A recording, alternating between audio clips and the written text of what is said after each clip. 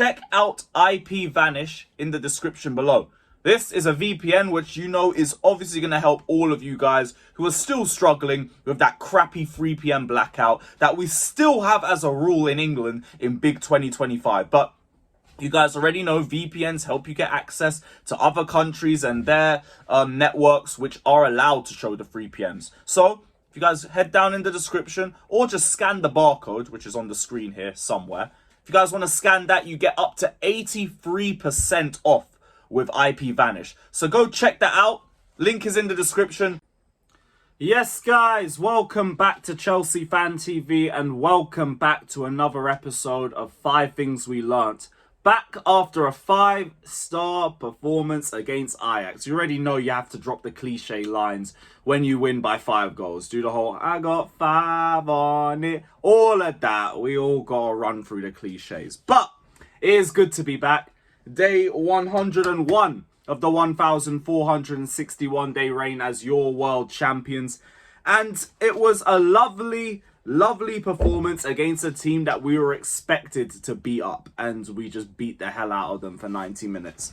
They didn't really come with any incentive except to just drop back and pray they get space for a break, because they weren't even trying to attack us when they had 11v11 on the pitch.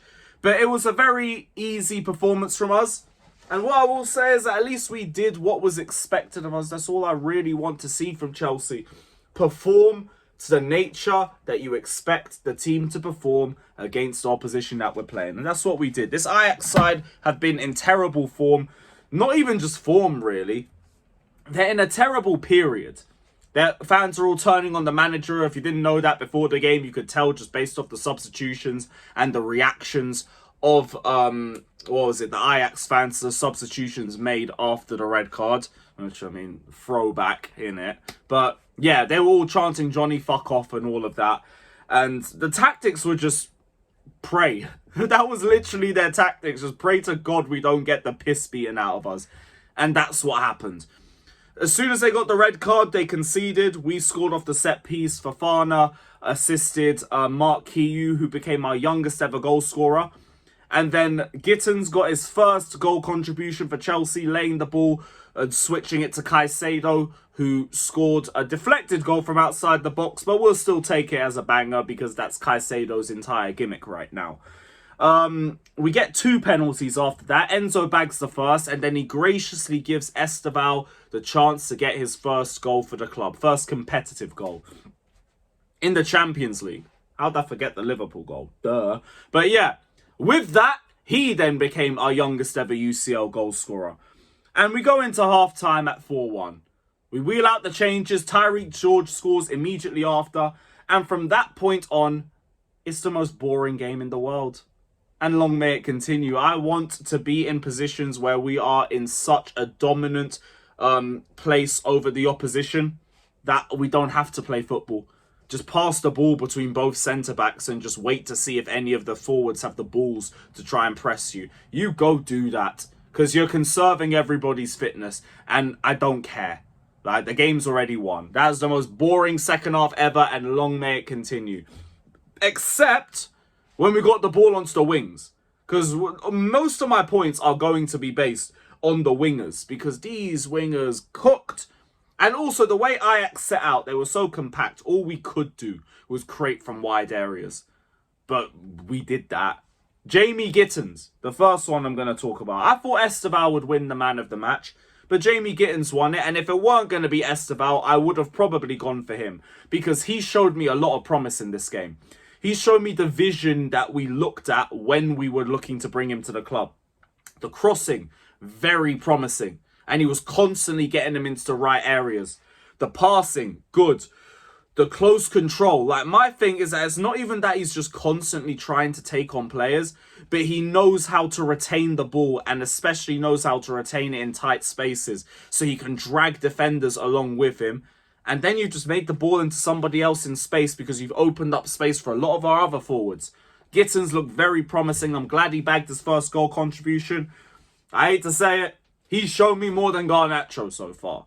So I need to see something from you on the weekend. But Gittins, very, very good performance.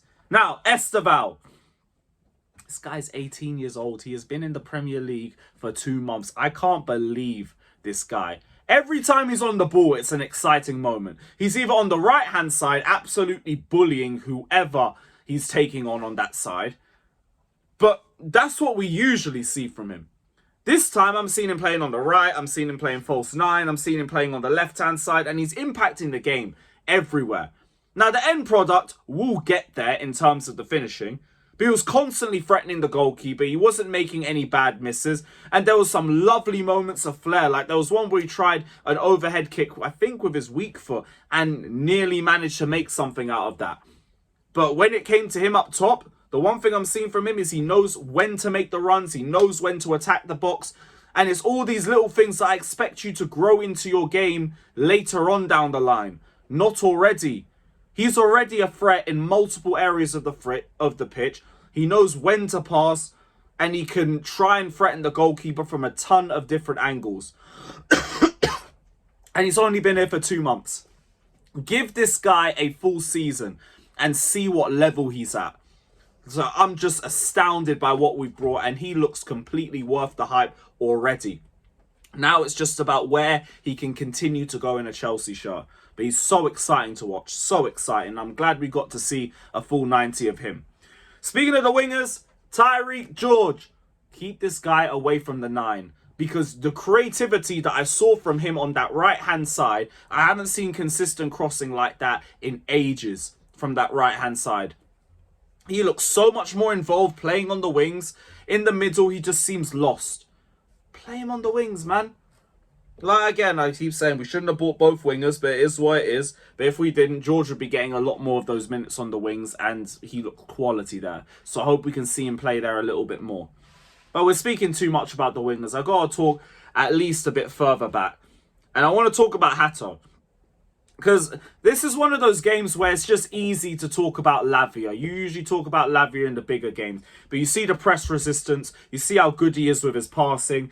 Man were telling me you weren't creative in my chat last season. Imagine. But that's past the point. Caicedo cooking. Duh. You're used to it. Enzo cooking. You're used to it. He's got the most goal contributions at the club this year. Hato. I liked what I saw. Needed to grow into the game a little bit. He started a bit slow. But when he was properly in game mode, press resistant, good line breaking passes, dominant in the air, locked up that left-hand side very well. Fofana looks a lot more fitter. Need to judge how he was like in the last 10 minutes, but he looked very good before that. Man was jumping up in the air, beating Weghorst for headers and dropping down on 1 foot. I was like, stop before you do your knee again. He might be fine. He might be fine. But overall, a lovely 5-star performance by the Chelsea. Big up to every single one of you that's locked in. Let me know all your thoughts down in the comment section below. And yeah, what a game. What a game, people. Let's carry that into Carabao. We have a very winnable run of games coming up. That was actually meant to be my 5th point. I didn't even get to my 5th point. But that was it. We have a good run of games. We're on winning form. Keep it going into the next couple of matches. Because if we can go into the next international break on a streak of wins, I don't know where we will be. But there's going to be slip-ups up above in the table. Premier League and champs. So keep cooking, Chelsea. World champions are out. Up the Chelsea.